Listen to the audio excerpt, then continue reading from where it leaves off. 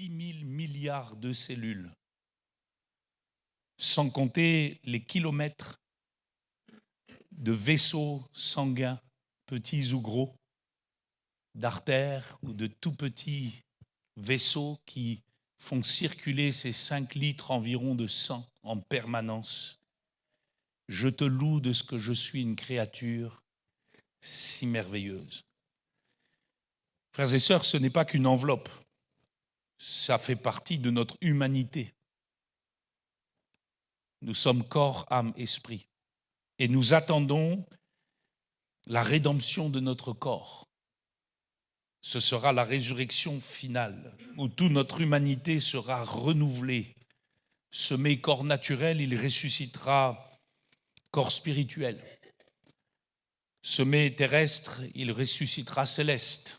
Semé infirme, il ressuscitera plein de force. Semé corruptible, il ressuscitera incorruptible. Et lorsque ce corps aura revêtu l'incorruptibilité, alors la victoire sera totale. Et si je termine ce dernier volet en commençant par cette référence au corps, c'est parce que c'est cette correspondance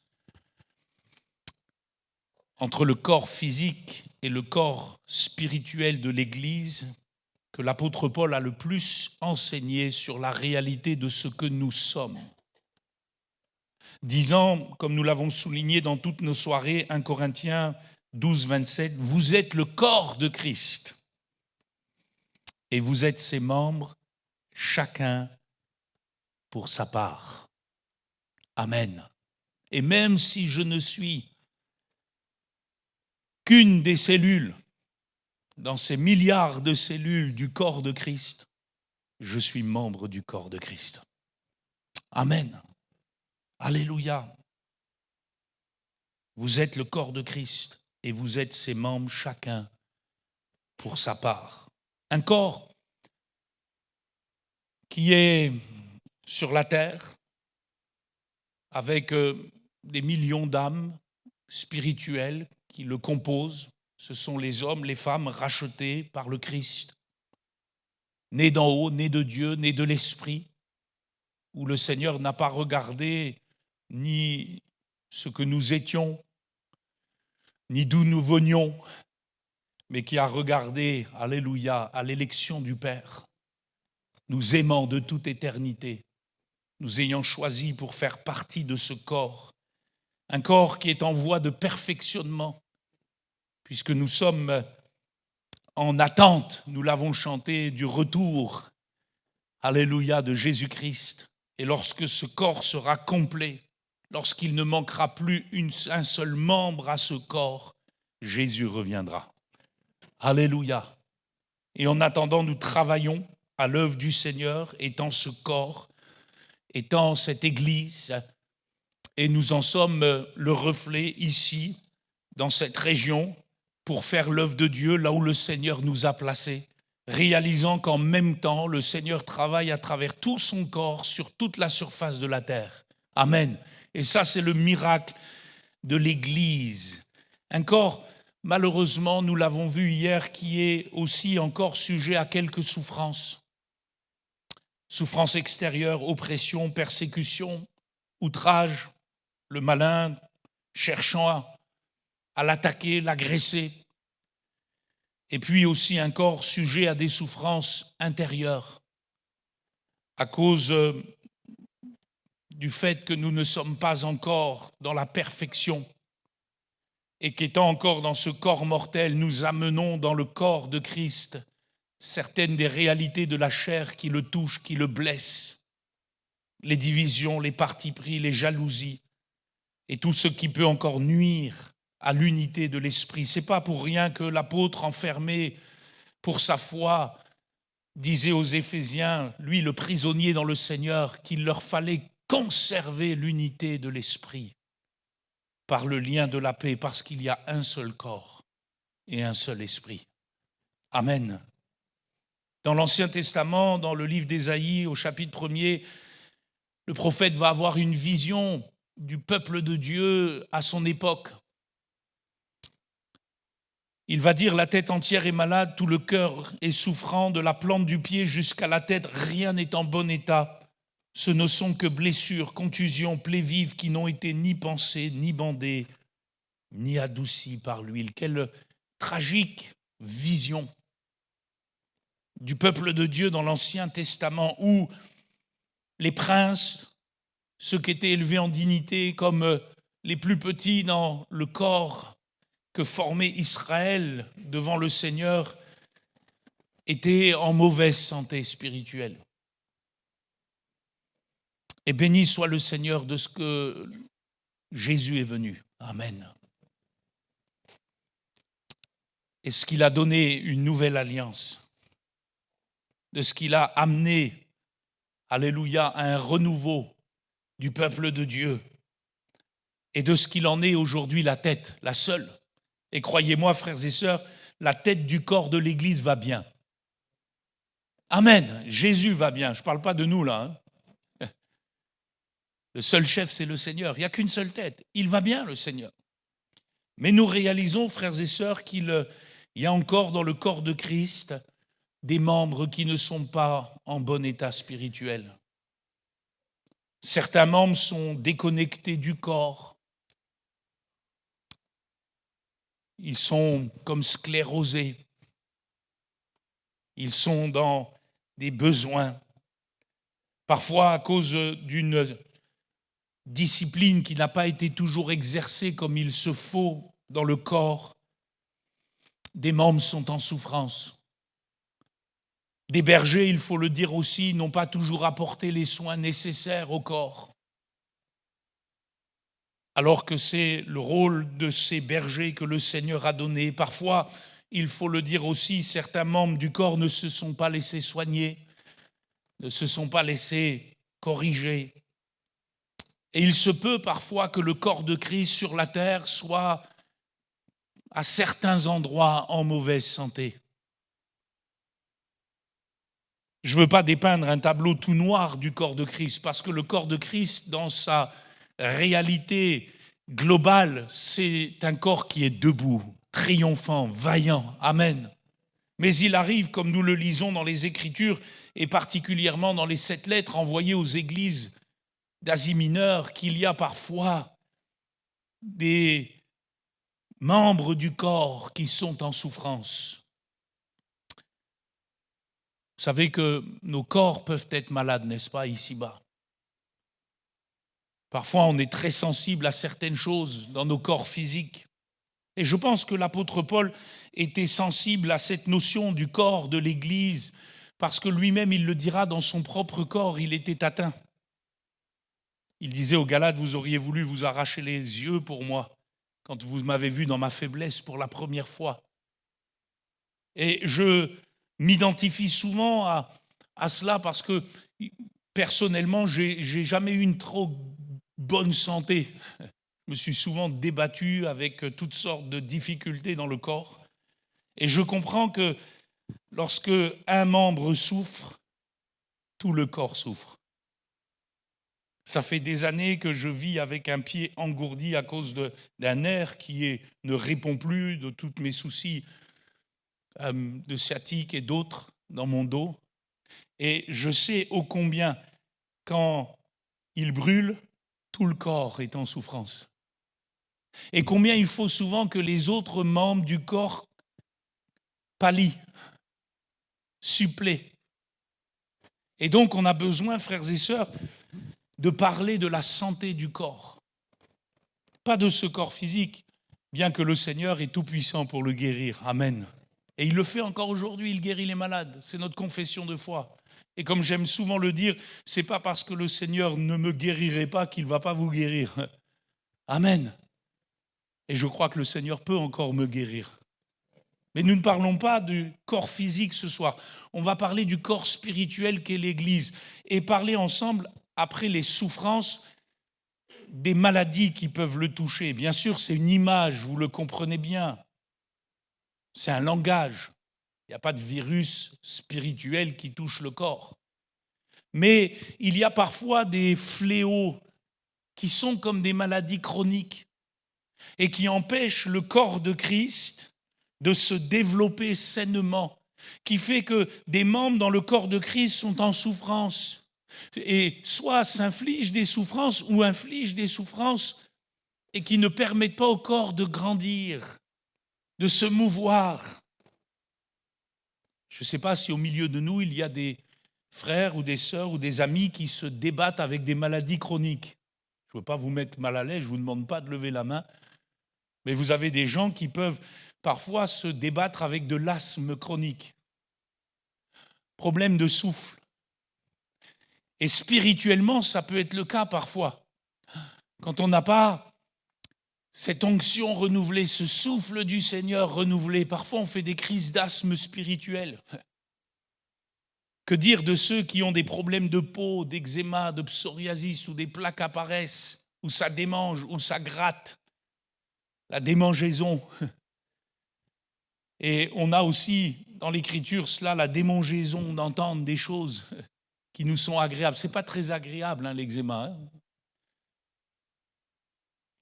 Et ce soir, je me suis particulièrement intéressé à deux problèmes qui touchent souvent le corps de Christ. Deux problèmes qu'il faut soigner dans le Seigneur l'Esprit.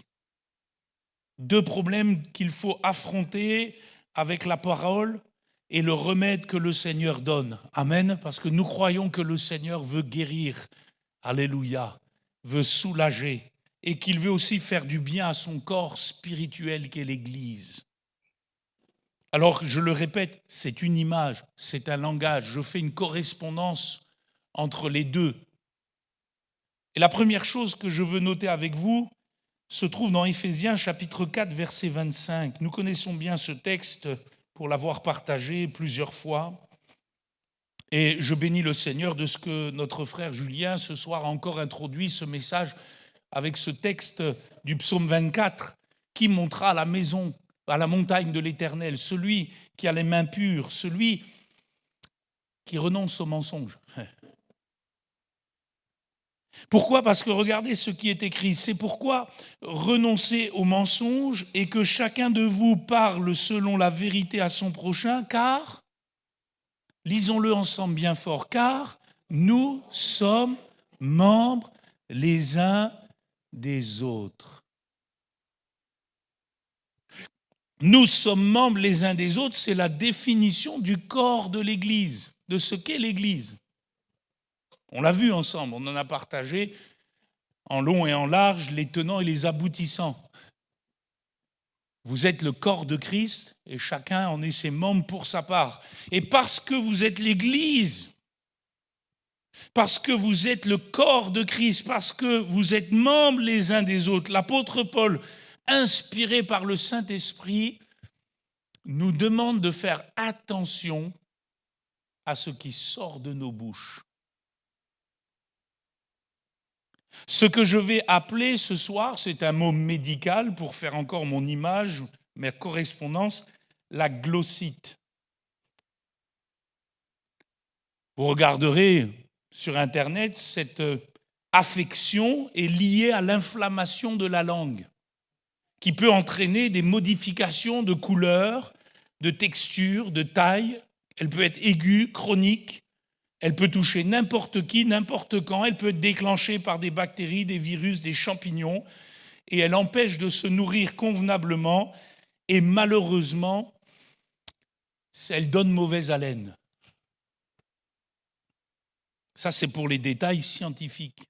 Mais j'ai remarqué une chose dans la parole de Dieu, et on va lire plusieurs textes dans ce sens-là, c'est que très souvent, les apôtres, remplis par le Saint-Esprit, écrivant sous la conduite du Saint-Esprit les textes qui allaient devenir le Nouveau Testament, la suite de l'Écriture, parole de Dieu, se sont souvent arrêtés sur ces problèmes de la langue qui touchent aux relations dans le corps de Christ.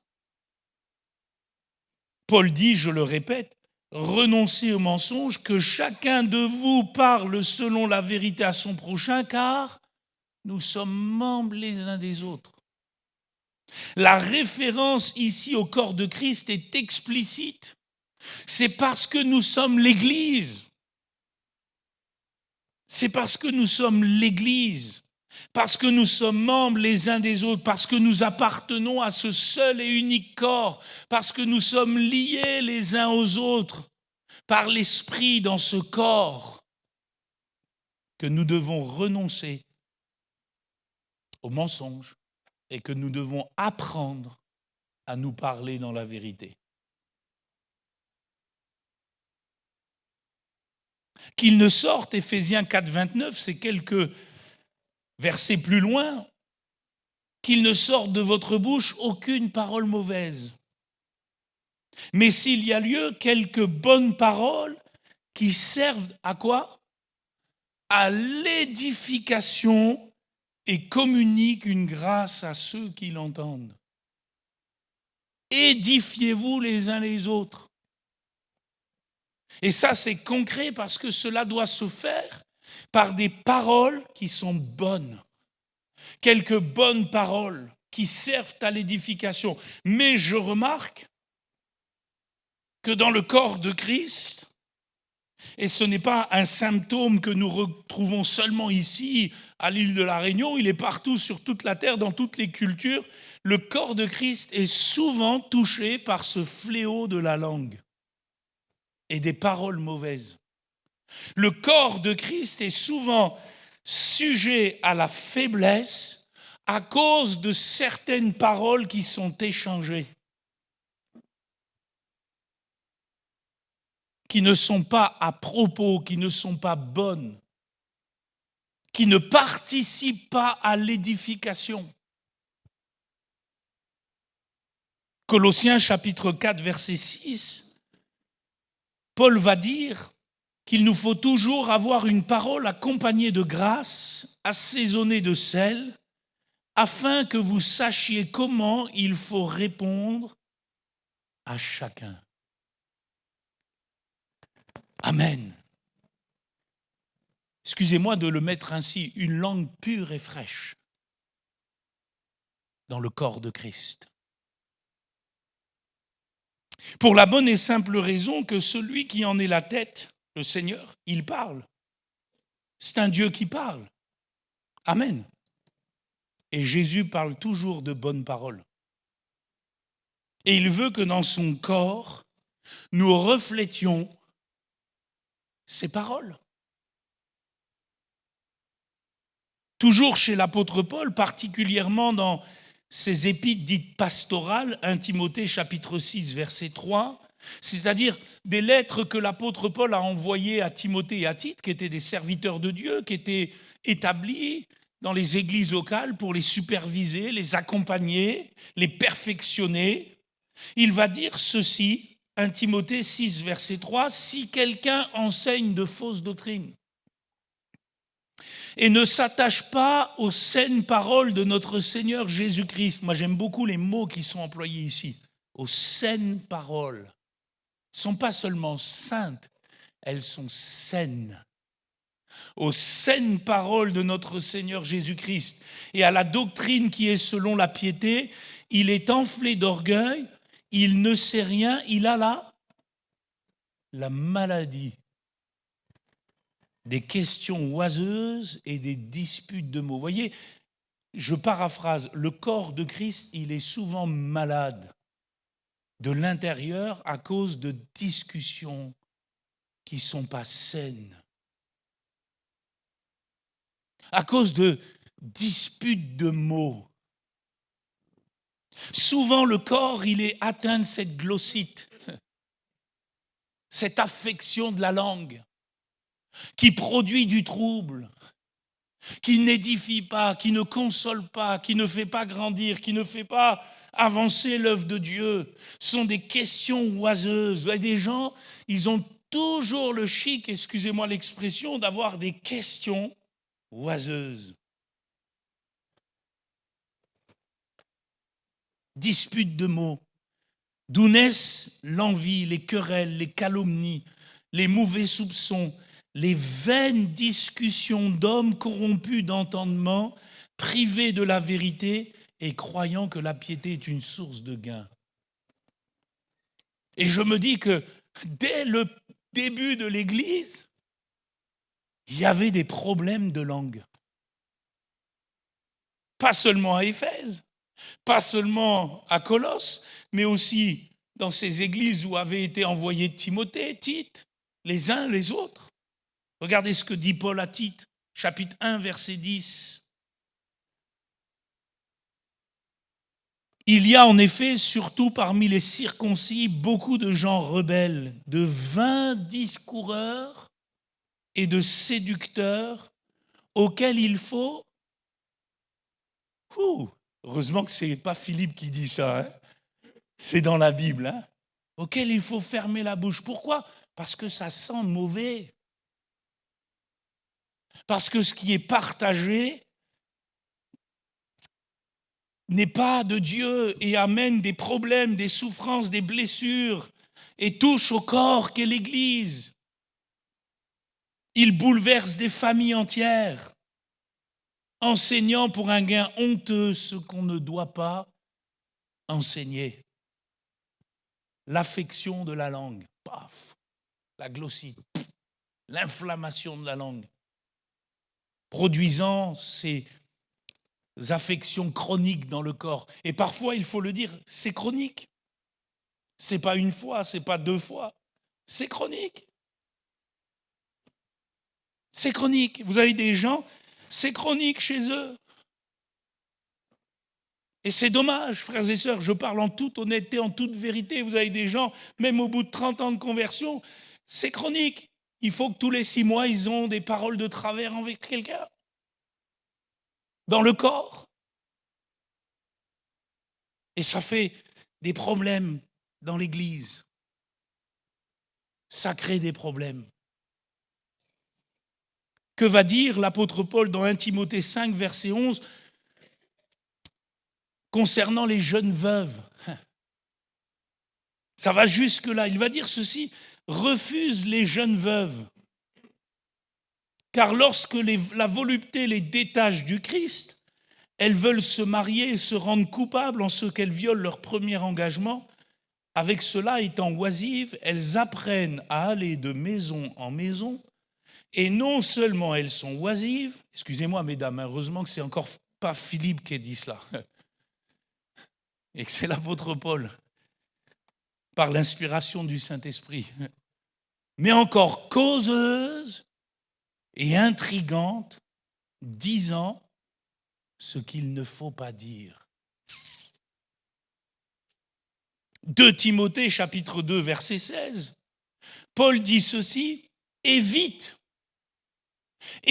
les discours vains et profanes, car ceux qui les tiennent avanceront toujours plus dans l'impiété et leur parole, moi j'aime cette phrase-là parce qu'on parle de maladie, leur parole rongera comme la gangrène. Paul emploie une correspondance avec la maladie de la gangrène. Vous avez déjà vu quelqu'un qui est touché par la gangrène? Qu'est-ce qu'il faut faire à la fin?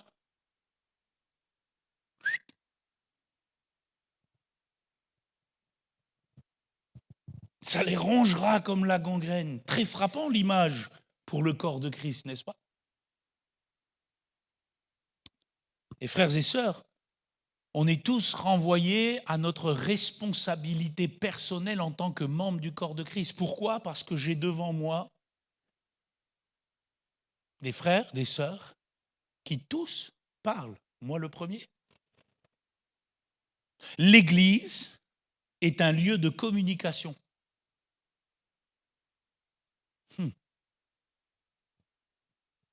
Et nos communications vont participer ou non à l'édification de l'Église. J'en suis donc responsable en tant que membre du corps de Christ. C'est pour cela que Jacques va dire, et vous connaissez ce texte, Jacques chapitre 3. Qu'est-ce que Jacques a dit? À qui Jacques a écrit? Si vous regardez les premiers versets de sa lettre, il va écrire aux 12 tribus qui sont dans la dispersion. Symbole finalement du corps de Christ, renouvelé dans la nouvelle alliance, le peuple, le nouvel Israël qui est partout. Il écrit à l'Église. Il est, Jacques, le premier pasteur de l'Église de Jérusalem. À pas confondre avec Jacques l'apôtre, qui lui a été décapité par Hérode. Il est question ici du demi-frère du Seigneur qui s'est converti, qui a suivi le Seigneur et qui a été rempli de cette fonction d'être le pasteur de cette église à Jérusalem. Mais il écrit pour le corps de Christ, aux 12 tribus qui sont dans la dispersion. Et il va dire, mes frères, et les sœurs, vous êtes aussi concernés, hein, parce que sinon vous pourriez dire non, mais il n'est que les frères. Qu'il n'y ait pas parmi vous, c'est bien l'église ça, c'est bien le corps de Christ, qu'il n'y ait pas parmi vous un grand nombre de personnes qui se mettent à enseigner, car vous savez que nous serons jugés plus sévèrement. Nous bronchons tous de plusieurs manières. Si quelqu'un ne bronche point en parole, broncher c'est chuter, tomber, défaillir. Si quelqu'un ne bronche point en parole, c'est un homme parfait, capable de tenir tout son corps en bride. Si nous mettons le mort dans la bouche des chevaux pour qu'ils nous obéissent, nous dirigeons aussi leur corps tout entier. Voici, même les navires qui sont si grands et que poussent des vents impétueux sont dirigés par un très petit gouvernail au gré du pilote. Jacques, s'il était au milieu de nous, il nous renverrait à nos voitures. Nos voitures, nos gros lotos, avec un petit volant qui les conduise. Et il va ajouter, de même la langue est un petit membre, elle se vante de grandes choses. Voici comment un petit feu peut embraser une grande forêt. La langue est aussi un feu, c'est le monde de l'iniquité. La langue est placée parmi nos membres. Moi j'aime la correspondance. Ici, il est question bien sûr du corps physique, de la langue, du membre, ici dans notre corps, mais quelle correspondance? L'individu, le membre, le corps de Christ, la langue, les uns, les autres, ce qu'on partage, comment on le partage. Il dit la langue est placée parmi nos membres, souillant tout le corps, enflammant le cours de la vie, étant elle-même enflammée par la géhenne. Toutes les espèces de bêtes et d'oiseaux, de reptiles et d'animaux marins sont domptées et ont été domptées par la nature humaine, mais la langue, aucun homme ne peut la dompter, c'est un mal, maladie, maladif. Parfois, c'est maladif c'est chez certains. On ne peut la réprimer, elle est pleine d'un venin mortel. Par elle, nous bénissons le Seigneur notre Père. On va dans les lieux de culte. On bénit le Seigneur. On chante le Notre Père. Et par elle, nous maudissons les hommes faits à l'image de Dieu. De la même bouche sortent la bénédiction et la malédiction. Il ne faut pas, mes frères, qu'il en soit ainsi. La source fait-elle jaillir par la même ouverture l'eau douce et l'eau amère? Un figuier, mes frères, peut-il produire des olives ou une vigne des figues? De l'eau salée ne peut pas non plus produire de l'eau douce. Lequel d'entre vous est sage et intelligent? Qu'il montre ses œuvres par une bonne conduite avec la douceur de la sagesse. Mais si vous avez dans votre cœur un zèle amer, un esprit de dispute, ne vous glorifiez pas. Ne mentez pas contre la vérité. Cette sagesse n'est point celle qui vient d'en haut, elle est terrestre, charnelle, diabolique. Car là où il y a un zèle amer, un esprit de dispute, il y a du désordre et toutes sortes de mauvaises actions. Et il faut le dire, parfois dans certaines églises locales, il y a du désordre, des mauvaises actions à cause des problèmes de la langue. La sagesse d'en haut est particulièrement pure, ensuite pacifique, modérée, conciliante, pleine de miséricorde, de bons fruits, exempte de duplicité, d'hypocrisie. Le fruit de la justice est semé dans la paix par ceux qui recherchent la paix. Je sais que ce que je vais dire peut être direct, mais je crois que c'est une vérité de la parole. Mon frère, ma sœur, et je vais mettre le « nous », si nous avons un problème avec la langue, que ce soit dans des paroles blessantes, dans des paroles menaçantes, dans des discussions inutiles, dans des ragots, dans des rumeurs, des accusations fausses, dans des critiques, des paroles grossières, des mensonges et j'en passe, non seulement nous péchons contre Dieu, mais nous péchons contre le corps de Christ.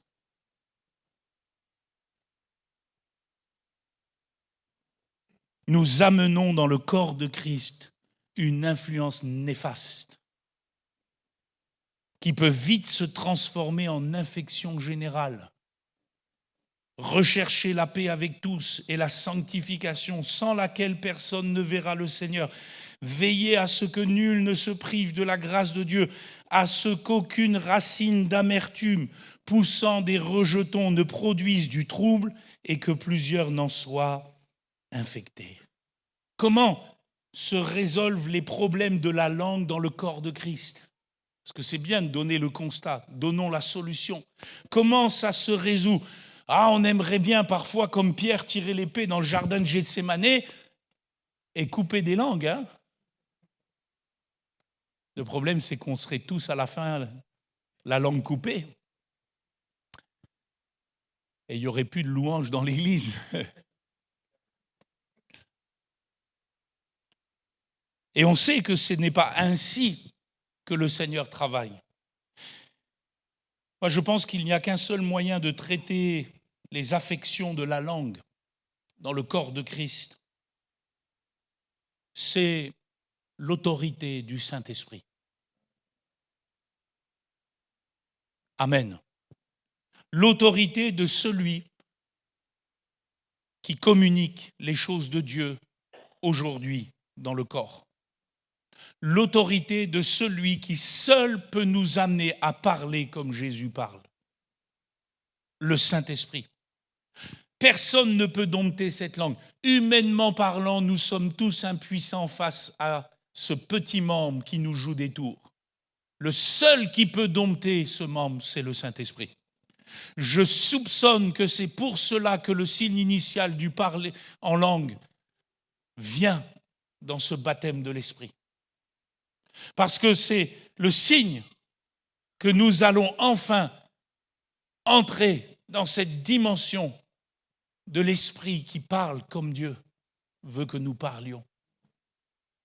Et il faut que ça se traduise, pas seulement dans le parler en langue, mais dans notre langage quotidien, dans notre langage relationnel, dans notre langage spirituel, que nous ayons, frères et sœurs, des progrès évidents par le Saint-Esprit dans cette dimension du corps.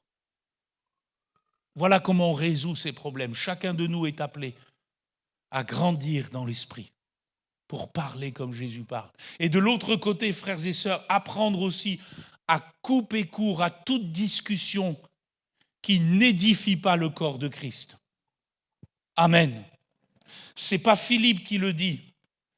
Paul dit, repousse 1 Timothée 4,7, éloigne-toi 2 Timothée 3,5, reprends 2 Timothée 4,2, censure, évite, coupe court, tends pas l'oreille. Si tu as en face de toi, malheureusement, un membre du corps de Christ qui ne parle pas comme il le devrait, tire le rideau. Amen. N'accepte pas, même si ce qu'il a à dire ou ce qu'elle a à dire semble être important et vrai. Non, non, non. Il y a des choses dont il ne faut pas accepter. Souvenons-nous de l'église de Thyatire. Voici ce que dit le Fils de Dieu, Apocalypse 2,18, celui qui a les yeux comme une flamme de feu et dont les pieds sont semblables à de l'airain ardent. Je connais tes œuvres, ton amour, ta foi, ton fidèle service, ta constance et tes dernières œuvres plus nombreuses que les premières, mais, et c'est dommage parce que il y avait des bonnes choses dans cette église, mais ce que j'ai contre toi, c'est que tu laisses. Tu laisses. Tu laisses. Tu acceptes. Parce que qui dit rien, consent. Tu laisses. Et frères et sœurs, le problème de cette hérésie qui circulait dans l'église de Thyatire prenait naissance dans un manque d'obéissance à la parole où il ne fallait pas laisser, où il fallait éviter, où il fallait censurer, il fallait dire non, mais tu laisses. Et parfois, dans le corps de Christ, il faut le dire, on n'est pas très mature. On ne prend pas position parce qu'on a peur. Parce que, oui, mais comment il va réagir? Comment elle va... Tu laisses? Non, non, non. Non, non, frères et sœurs. Soyons des hommes et des femmes spirituels pour le corps de Christ.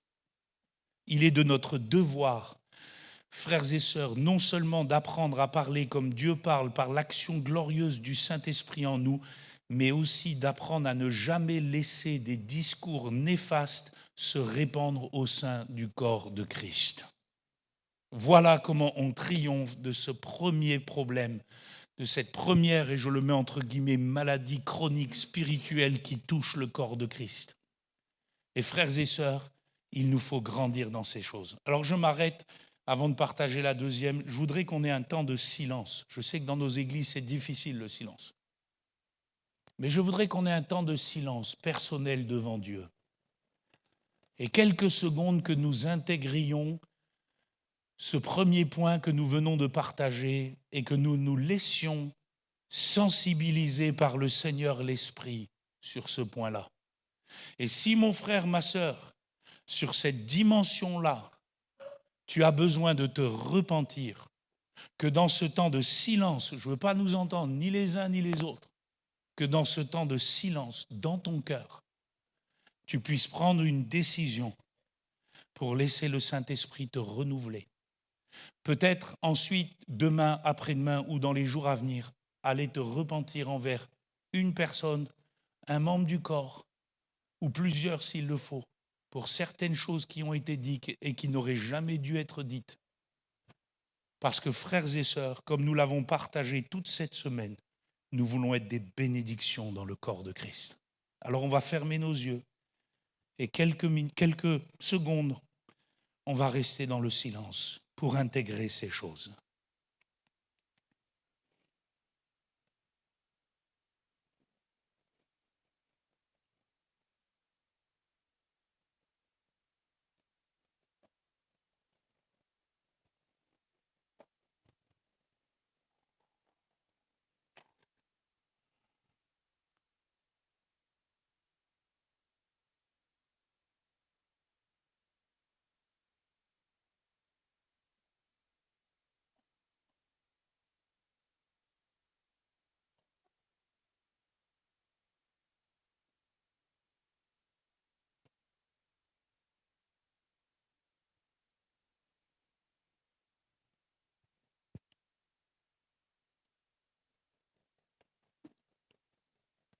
Alléluia.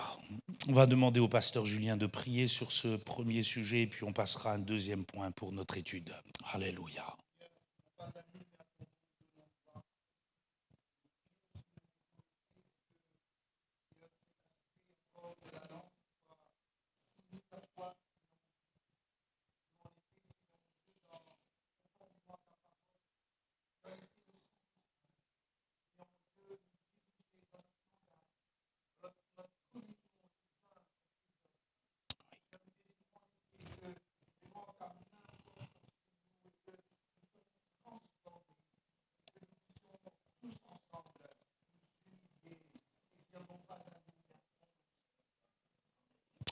Amen. On prend du temps, hein?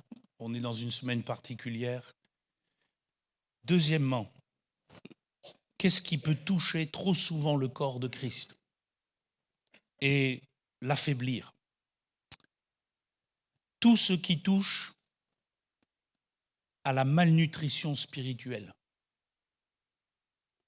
C'est le problème numéro 1 de notre génération quant au corps physique. On a tellement de problèmes liés à la malnutrition qu'on a fait un Nutri-Score. Je me demande s'il ne faudrait pas faire un Nutri-Score spirituel parfois. C'est le problème numéro 1, ce qu'on appelle, excusez-moi l'expression, la malbouffe. Et tous les désordres physiques qu'elle entraîne. Problèmes cardiovasculaires, obésité morbide, diabète de type 2, hypertension, cancer. Vous connaissez ce fléau, n'est-ce pas? On peut transporter ce problème dans le corps de Christ d'une manière spirituelle. Encore une fois, c'est une image, c'est un langage. Mais la parole de Dieu nous en parle. Que de désordres spirituels liés à ce qu'on ingurgite, ce qu'on mange spirituellement. Ce n'était pas le problème de nos pères dans la foi. Nos pères dans la foi, ils n'avaient que leur Bible et leur église locale. Et il y avait moins de soucis à ce niveau-là que dans notre génération. Depuis l'arrivée d'Internet et des réseaux sociaux, que de problèmes de malnutrition spirituelle. Parce que de nos jours, il semble que Jacques chapitre 3, verset 1 qu'on a lu, n'est plus vraiment d'actualité. Il suffit d'avoir une Bible, une caméra, et chacun peut dire ce qu'il a envie de dire à propos de Jésus derrière un écran. Vrai ou pas? Et que de problèmes spirituels pour le corps de Christ liés à tout ce qui est sur ces réseaux, qui est soi-disant estampillé chrétien du nom de Jésus et qui pénètre les uns les autres, les jeunes comme les moins jeunes, les couples et les familles et les églises locales. Internet, c'est une bonne chose en soi. Je ne suis pas en train de faire le procès d'Internet. On l'utilise tous. Mais vous savez que toutes les bonnes choses peuvent avoir aussi leur travers. Que de problèmes de couple liés aux réseaux sociaux, de tout ce qu'on ingurgite, tout ce qu'on voit, tout ce qu'on prend. Que de problèmes dans les familles, dans la jeunesse d'aujourd'hui, des désordres spirituels à cause d'une malnutrition spirituelle qui peut se décliner, excusez-moi, je vais employer des correspondances sous 3-4 difficultés. La première, une espèce d'anorexie spirituelle. C'est-à-dire que vous avez des gens, ils se contentent du strict minimum le plus vite possible, le moins lourd possible quant à la parole de Dieu. On vit avec le peu qu'on veut bien ingurgiter de temps en temps et on est malnutri parce que finalement, on est dans une espèce d'anorexie spirituelle. De l'autre côté, vous avez des gens, c'est l'inverse, une espèce de boulimie spirituelle. Tout ce qui est dit au nom de Jésus, on va le manger. Et du matin au soir.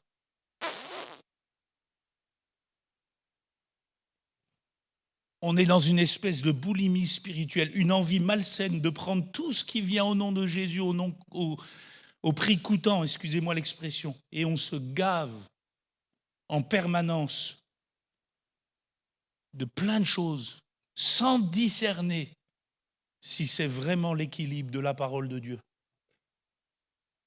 Et puis, ça c'est encore plus tragique, de nos jours, il y a une espèce de véganisme spirituel qui se met en route. C'est quoi? C'est, ah frère, on veut du léger, du moderne, quant à la parole de Dieu. On veut du vegan. On veut de l'écolo chrétien, l'écolo biblique. Ça devient tellement écolo que ça devient bobo. Beaucoup de louanges, beaucoup d'adoration, très peu de doctrine. Véganisme.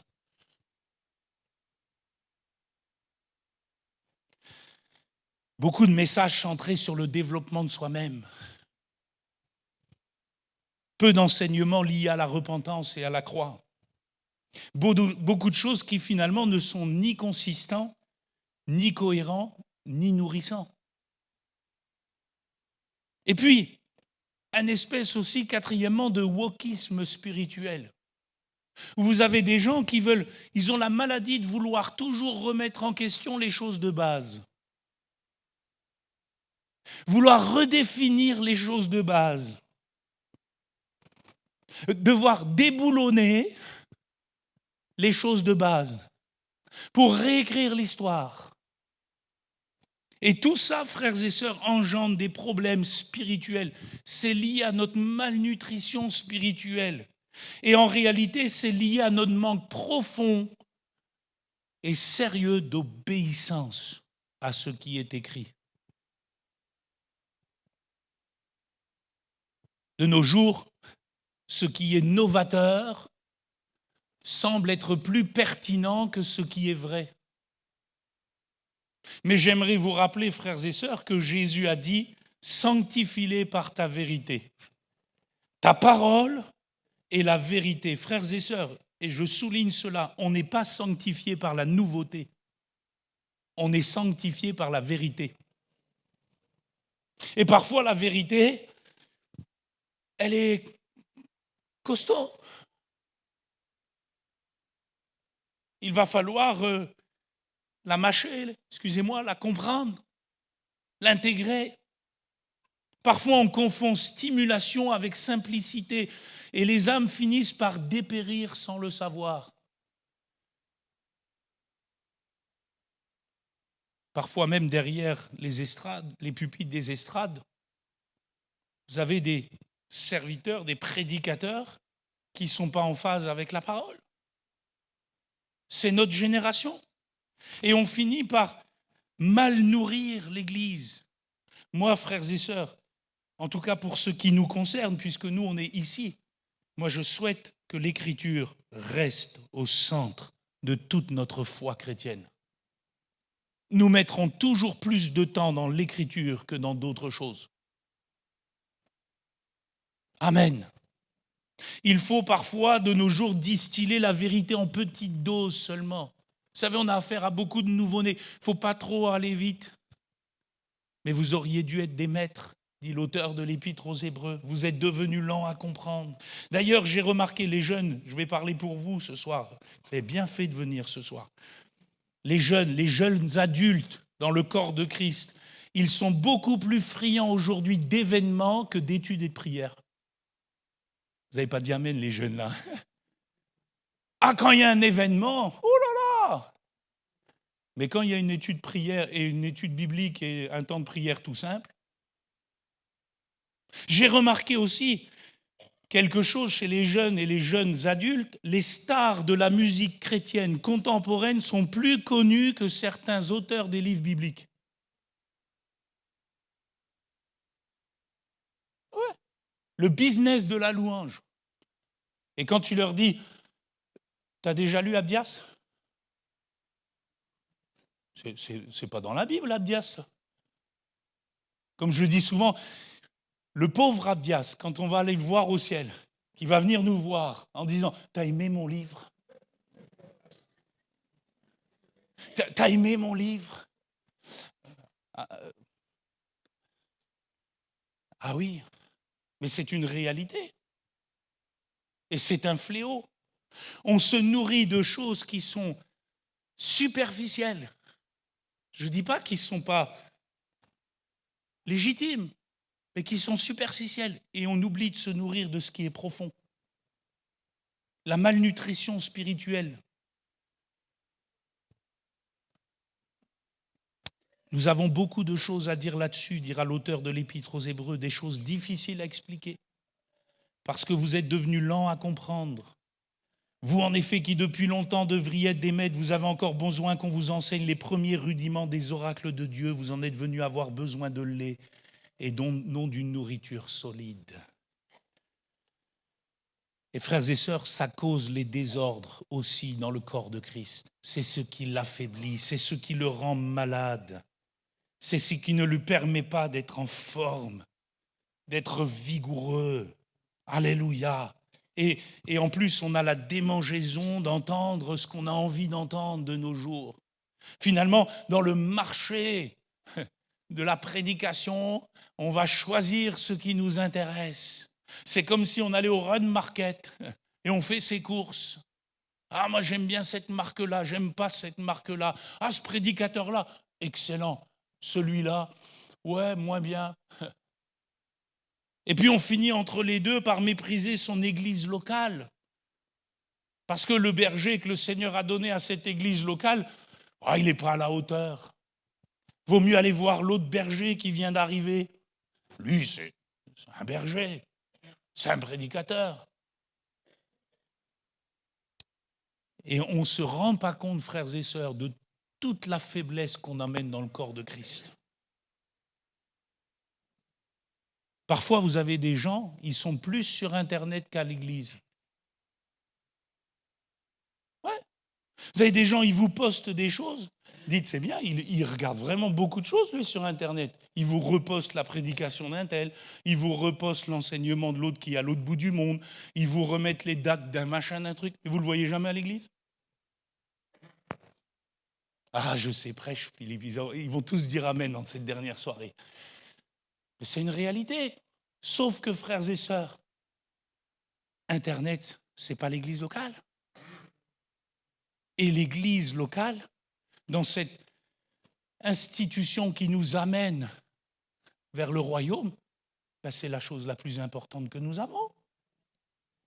Amen. Amen.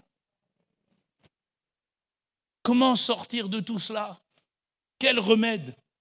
Moi, je le prêche sans honte ni gêne. Un vrai retour à la lecture personnelle et à la méditation personnelle des Écritures. Si vous avez un problème avec tout cela, je vous conseille quelque chose. Je vais vous mettre au régime. Vous avez déjà été mis au régime? Moi, j'ai déjà été mis au régime. Vous allez être au régime. Vous allez arrêter Internet. Vous allez arrêter YouTube. Vous allez arrêter, même si c'est légitime, même si c'est beau, même si ceci. Vous allez enfin ouvrir votre Bible. Amen. Amen. Et je ne parle pas le verset de Oliver Schoen du matin. Hein. Vous allez lire l'Écriture. Vous allez revenir à une méditation sérieuse et personnelle des Écritures. De long en large. Vous allez commencer par la Genèse. Vous allez aller jusqu'à l'Apocalypse. Et quand vous serez arrivé à l'Apocalypse, vous reviendrez à la Genèse. Et vous repartirez jusqu'à l'Apocalypse. Et vous ferez ça jusqu'à votre dernier souffle. Et vous verrez que vous serez en meilleure santé spirituelle que tout ce qu'il peut y avoir. Bien que ces choses soient utiles à leur mesure. Mais à leur mesure. C'est comme le chocolat. On en prend un peu, mais on ne mange pas que du chocolat. Il y a des nourritures de base. Et notre nourriture à nous de base, c'est les Saintes Écritures. Vous avez un privilège extraordinaire qui n'était pas dans les siècles passés, parce qu'elle était retenue par l'Église institutionnelle. C'est que chaque chrétien aujourd'hui peut avoir une Bible dans ses mains. Amen. Et frères et sœurs, il faut revenir aux Saintes Écritures. Il faut aussi être une église de béret. Il ne faut pas avoir un béret, hein. Il faut être une église de béret, B-E-R-E-E.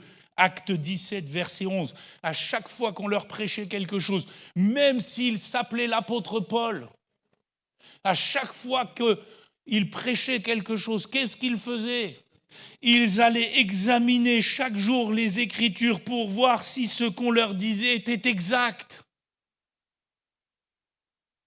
C'est important, point de naïveté avec la parole de Dieu. Pourquoi?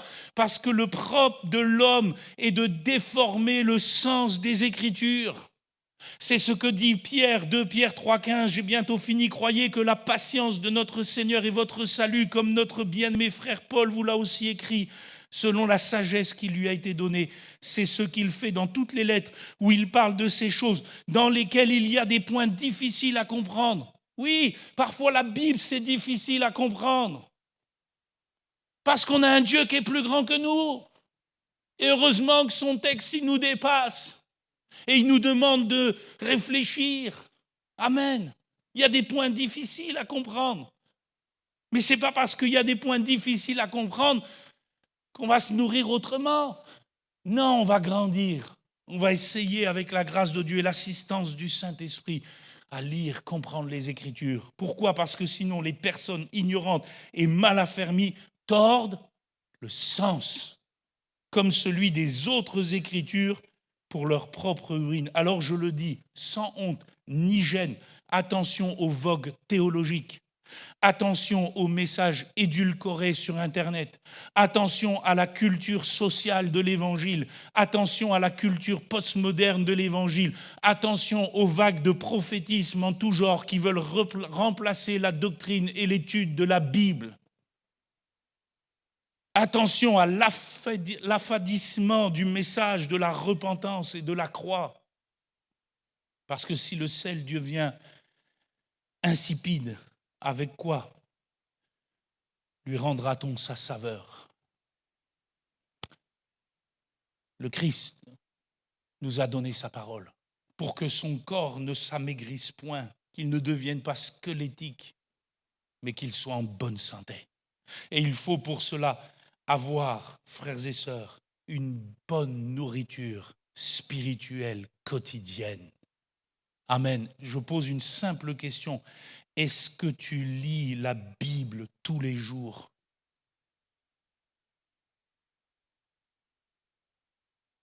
Je parle aux jeunes surtout, parce que je sais que vous les anciens, vous aviez appris ça dès que vous êtes nés de nouveau. Mais nous, nos jeunes, on est obligés de leur apprendre. Pourquoi? Pour la bonne et simple raison que de votre temps à vous qui avec la Bible, de toute façon. Mais aujourd'hui, il y a YouTube. Il y a ceci, il y a cela.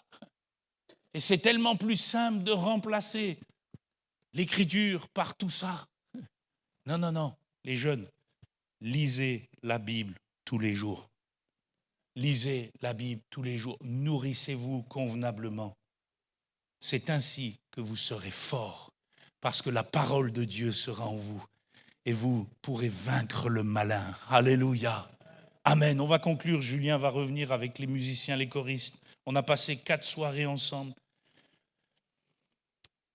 en nous rappelant la nature et la constitution du corps de Christ, son organisation, sa discipline, ce qui peut le faire souffrir, ce qui peut le rendre malade. Rappelons-nous surtout, frères et sœurs, et j'insiste, que nous sommes le corps de Christ. Et nous en sommes ses membres, chacun pour sa part. Si tel est le cas, nous avons une immense responsabilité. Une immense responsabilité. L'Église locale à laquelle nous appartenons, partie visible de l'Église spirituelle, du corps de Christ, ne sera pas plus que ce que ses membres en veulent. J'ai besoin d'apporter au corps ma contribution. Je veux être un chrétien en bonne santé. Je veux bien parler. Je veux bien me nourrir. Je veux apporter ce qui convient. On se lève ensemble, on rend grâce et on rechantera ce cantique. Qu'il en soit ainsi. Merci pour ta parole ce soir.